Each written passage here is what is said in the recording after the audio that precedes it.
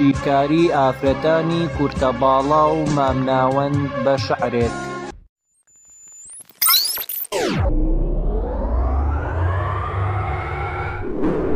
شیکاری ئافرەتانی کورتەباڵا و مامناوەند بە شەعرێک.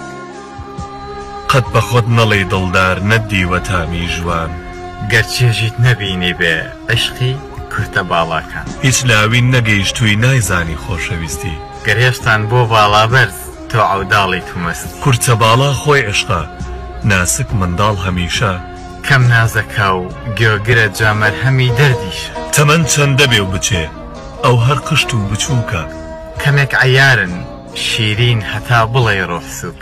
هەرچێ یاری وای هەبێ بیپارێزێ سەد ئامان، قلەتن دەست ناکەون وەک لوئلوئی ناو دەریان. یاخود دوعاکەن وەک من یارتان کورتەباڵا بێ، هەتا وەکو ڕۆح دەرچوون بۆ کەشوشەی ماڵتان بێ. هەتا کاتی ڕۆح دەرچوون بوو کەشوشەی ماڵتان بێ.